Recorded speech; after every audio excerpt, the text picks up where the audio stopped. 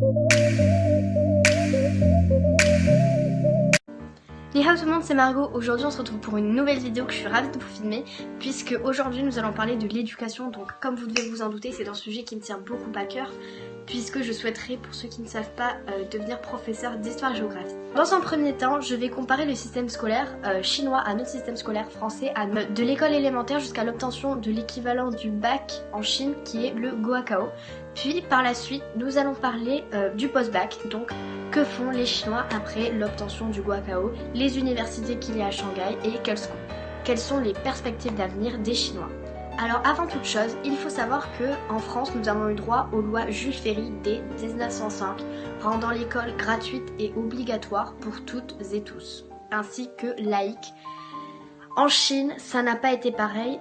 En effet, ce n'est qu'en 1949 que des réformes vont être prises, rendant l'école obligatoire en 9 ans, afin de combattre l'illettrisme qui était très présent dans le pays, puisque 80% de la population était analphabète. Aujourd'hui, il n'en reste que moins de 5%, ce qui est considérable au fur et à mesure des réformes qui ont été mises en place en Chine. Alors déjà, vous savez qu'en France, il y a l'école maternelle. Donc l'école maternelle, elle accueille les enfants de 3 à 6 ans. Et on y enseigne plusieurs disciplines afin de... C'est un éveil à la pédagogie future. En Chine, non. Il n'y a pas d'école maternelle, elle est inexistante.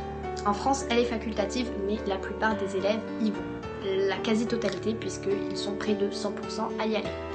En Chine, les parents se chargent eux-mêmes de cet éveil à la pédagogie en amenant leurs enfants par exemple à des cours de solfège, des cours de musique, des cours d'art plastique, de sport ou diverses activités, et ils se chargent donc de cet éveil pédagogique.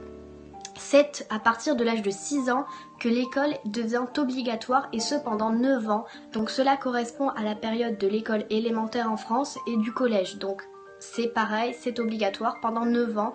Il n'y a pas d'âge réglementaire comparé en France, c'est juste qu'il faut 9 ans d'études obligatoires. Donc en Chine, les 9 ans d'études étant obligatoires, il n'y a aucun examen d'entrée qui n'est exigé. Contrairement au lycée, donc dès que l'on a envie de rentrer au lycée, si l'on veut poursuivre ses études, ce qui se fait de plus en plus, eh bien, il est nécessaire de passer un examen pour pouvoir passer à l'enseignement supérieur de second cycle. Donc le lycée. Donc une fois admis au lycée, tous les élèves chinois suivent la même formation, c'est-à-dire qu'il n'y a pas de filière comme nous avons mis en place en France. Ils ont tous les mêmes cours qui sont beaucoup axés, beaucoup plus qu'en France, sur les nouvelles technologies, sur la science, sur les mathématiques, faisant l'impasse sur d'autres matières telles que l'histoire géo, la philosophie, la politique, etc. Mais il faut savoir que dans les matières scientifiques, le niveau est très très élevé et correspond à des classes préparatoires après le bac, donc en France. Alors une fois au lycée, les élèves chinois subissent une très forte pression. En effet, ils ont des journées de cours très très chargées avec 11 heures de cours, la plupart étant en internat. Ils ont en plus de ces 11 heures de cours, 3 heures d'études obligatoires, donc ils y font leurs devoirs et ils y révisent. Et c'est vraiment des journées très très chargées, puisqu'il n'y a que un quart d'heure de pause méridienne. En plus de cet emploi du temps très chargé, la plupart, les 3/4 des lycéens chinois prennent des cours le week-end de soutien scolaire. Donc ils peuvent vraiment mettre entre parenthèses leur vie sociale, les sorties entre amis, etc. Mais ce coup-là, ils en sont conscients, puisque quand on parle avec eux, on se rend vite compte que les 3 mots d'ordre qui leur ont été rabâchés depuis qu'ils sont à l'école élémentaire sont travail, rigueur et avant tout patriotisme. Parce que pour eux, ce n'est pas la réussite personnelle qui compte, mais le fait de réussir, ce sera pour la Chine, pour leur pays. Donc le lycée en Chine a bien un coût humain très important, mais malheureusement, tous les élèves chinois n'arriveront pas à suivre ce rythme-là. C'est pour cela que la première cause de mortalité chez les étudiants entre 15 et 24 ans, c'est le suicide en Chine. Alors, le Gaokao, c'est le billet d'entrée des universités en Chine. Donc tous les lycéens passent en juin de leur année qui correspond à la terminale un examen qui dure 3 jours et qui leur permettra d'accéder aux universités de leur choix par la suite. 77% des lycéens sont admis dans une université après le Gaokao.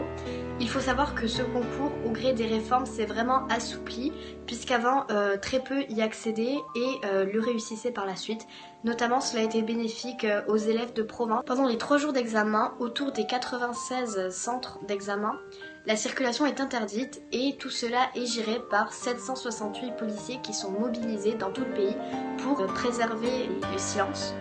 Donc Shanghai attire de plus en plus les élèves occidentaux, c'est pour cela qu'ont été ouverts des partenariats entre les écoles, notamment en France avec Normal Sup ou encore le Ketch par exemple, qui proposent des formations pour leurs élèves à Shanghai.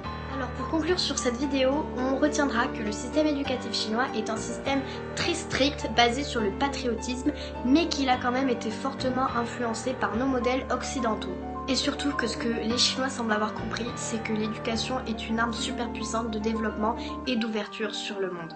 C'est donc tout pour l'éducation, on se retrouve très vite pour une nouvelle vidéo. Zaijian!